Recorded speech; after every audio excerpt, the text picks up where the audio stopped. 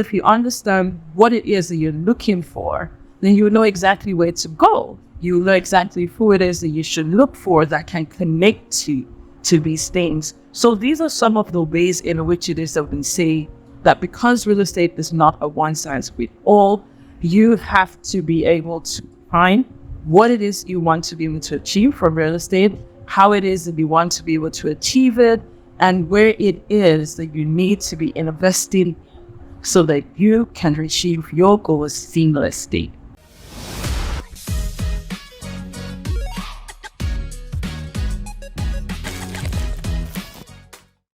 Greetings, wealth enthusiasts, and welcome to another episode where we talk about everything real estate. And today we are going to be talking about how and why it is that not everyone can invest in real estate the same way.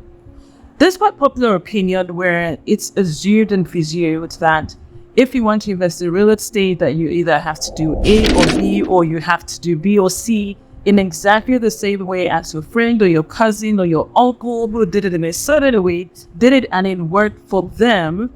It actually isn't true, because one, you may have different goals. Two, you may have different capacities. Three, you may have different abilities to be able to achieve certain things. And just as it works the same way when you are in business, it kind of is the same thing here with real estate. How your real estate is going to work for you would almost always differ from how it is that it works for someone else, unless you are literally doing copy and paste. And we all know that with copy and paste, chances are that you will be gambling. And being able to make smart decisions and choices for your real estate investment should be taking out the guesswork, the opportunity for you to be taking chances out of your real estate journey. And that is one thing I'm sure that you want to understand better, how it is and you can make work for you. Seen as real estate presents for multiple and endless possibilities, which also would lead you down the path to multiple avenues for wealth generation, wealth creation, as you may be interested to be able to build. The truth and the bottom line still remains the fact that it is not going to be a one-size-fits-all, where what works for Jack is going to work for Jill, and what works for Peter is going to work for Paul, no matter how similar it is that you guys are. And the reason for this is very simple. One, your factors would always vary. What it is that you want to be able to achieve for yourself will also always vary. How much it is that you have to be able to get started may always vary. Now, consider that I'm a property broker and I've helped loads of people to start their journey, build their portfolios with real estate. I have actually been privileged to see firsthand the transformative value and proposition that only a viable real estate portfolio would bring. Now, with each and every one of these people, the results have also come out different, even if they do seem like there's similarities. We all understand the fact that how things work for A may not work for B. How a dress may fit on me would not fit the same way on someone else who is saying, oh, I like the dress and I want to try it on. Now, there's nothing that would then say that, yes, you cannot buy the same dress. So let's go back to the dress analogy. There's nothing that would say that we can't buy the same dress. I'm a size 18 and then she's a size 12. Nothing says that we can't buy the same dress. But we will understand the fact that we have to, one, buy it in our size, and two, we would expect that how it would look would differ. If I'm going to wear the dress and not use a belt, then she is probably going to have to use a belt. So when you think about it like that, we also understand the fact that it's not going to be the one size fits all. No matter how much it is that we want to need to say it can fit, but they would need to be differences. So let's think about, so if you have that at the back of your mind, then now come and layer it on with real estate, and then we see how it is that will work.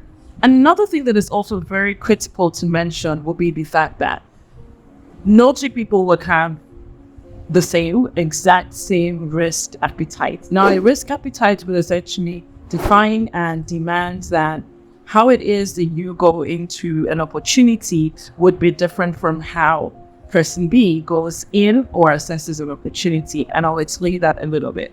So if we think about off-plans, for example, there are people who prefer off-plans and they are comfortable actually going to off-plans. Why? Because they've done it a couple of times. They understand the risk. They are able to take that risk, much more than someone who says, no, I don't want an off-plan. I want an already built house. And yes, I am happy to pay the extra that I would have to pay because the house is built. Now, if you look at these two people, yes, they've invested in the same opportunity, the same property, the same options, but how they got in would be a variance. How person A, who was willing to do the off-plan, go the off-plan route, and person B, who was not interested in the off-plan route, would almost always give them different outcomes. Person A, who went off-plan, will already be enjoying a full lot more equity because he got it or she got in earlier, and then you were able to release equity in terms of what it is. Now, if person A had been that person who had thought about person B earlier on, chances are that person B would have been buying their own unit from person A. Why? Because person A would have gone in at the point when it was cheaper, but had to wait all of that time, then would have also taken the initiative or the advantage, because they could, to buy 2 units instead of 1. Now, both parties are investors.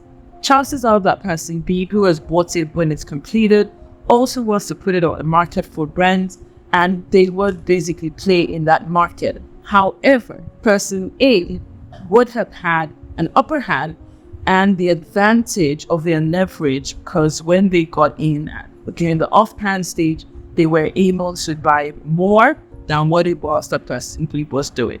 So when you come in as an investor, sometimes it's very good when we can look at how privileged you are in terms of how much capital you have access to, how much revenue, funding, cash flow it is that you're going to be able to put into the deal, and help you to maintain an upper hand in terms of your positioning, right? So you think about somebody who, let's assume, someone who needs to be able to do something, and they say you have to get there early enough. Somebody who goes in early enough, let's assume it's a trail, right?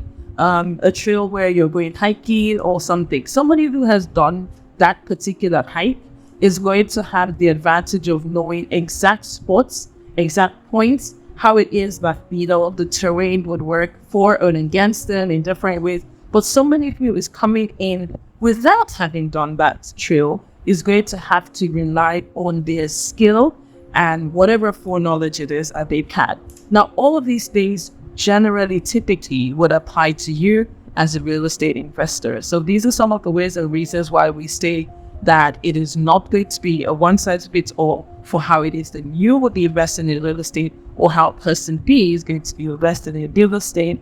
And that doesn't change the fact that both of you are investors. So if you are somebody who is thinking about going into an investment, your investment journey, rather, and you're saying, how do I start?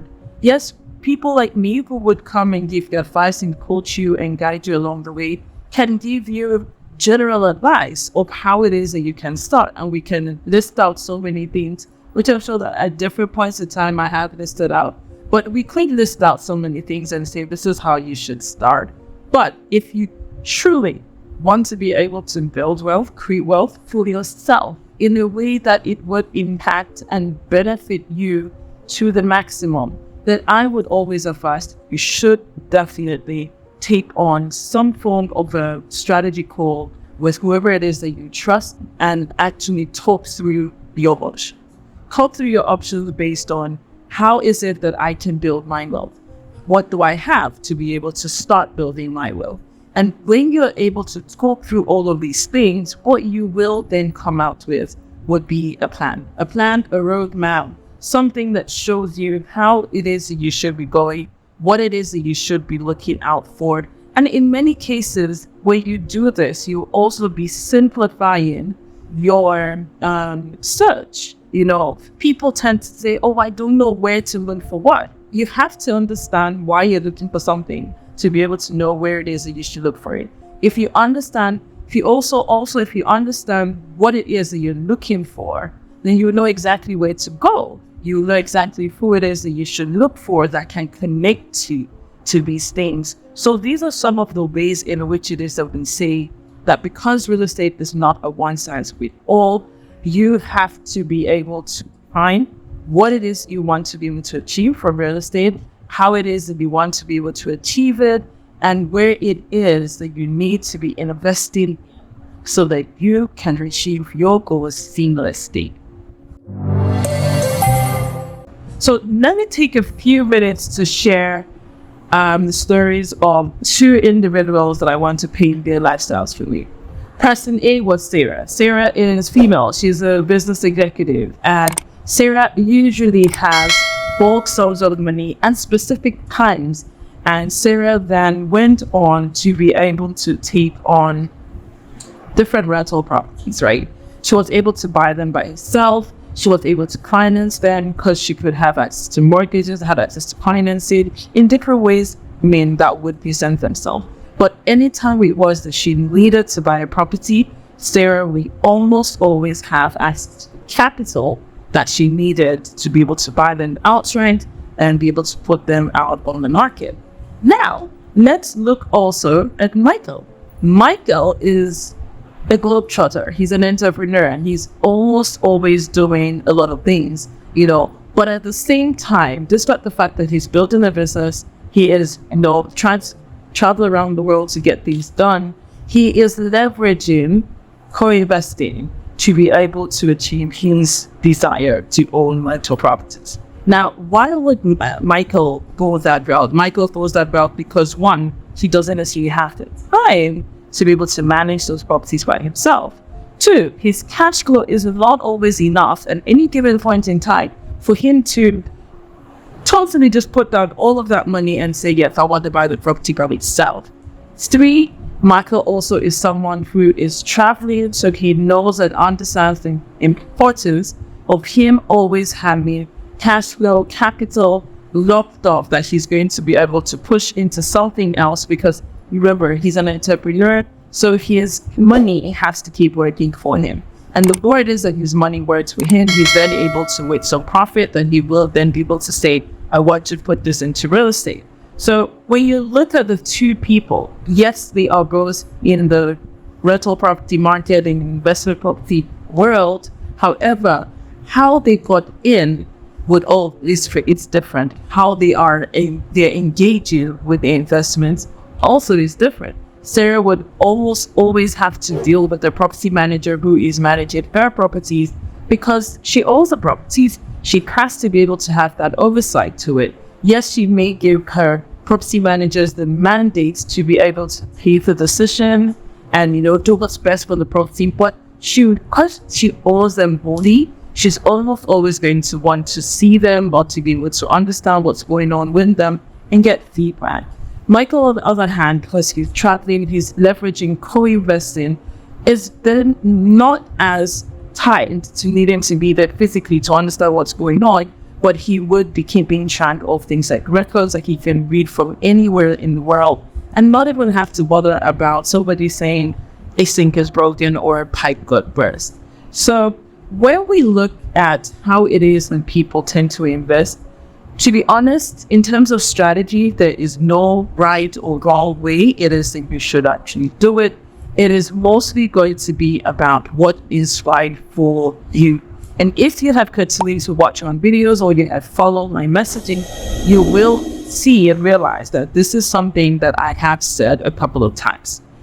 Every time I help clients to be able to build their own strategies, their own plans, or how it is that they can build their own wealth, first thing I'm asking is, why do you want to invest in real estate? How is it that your investment in real estate is going to help you? How is it going to impact upon you? And how is it that, what measures would you assess to be able to say, yes, my investment has worked? So if you as an investor is going to be able to answer all of these questions for yourself, the chances are that you are already 3/4 of the way to understanding what it is that you need to be able to do to make your next step or your first steps more successful with investing in real estate. I offer my clients the opportunity to be able to book sessions, and if you would also like to have a session, you can just check somewhere in the caption. I'm going to put a link in there where you can book the session, you can pay for it, and then you can just schedule it and move on from there. In these sessions, you will essentially get a whole bunch of things, including the roadmap and a copy of the recording, so that you are able to go back to it over time and then see where it is that you are going. If you've joined the community, you are also going to be able to have access to make such a booking, or you would even be able to put yours together from the different learnings and all. However, if you are looking to actively change how it is that you invest in real estate, you will want to have such a session to yourself, for yourself, so that you are knowing that what it is that you're doing is something that has been specifically mapped out according to your goals, interests, and needs. So thank you very much for watching this video up to this point. If you've gotten value, I'd appreciate that you like, share, comment, and subscribe if you haven't already. My name is Lerato Lekena-Okoro. I am a realtor broker based in Lagos, Nigeria. I help investors, income earners such as yourself to make smarter and better choices with their real estate investments. If you are one person who knows that you want to keep building wealth in 2024, then stay tuned, because this is definitely the channel that it is that you want to be followed.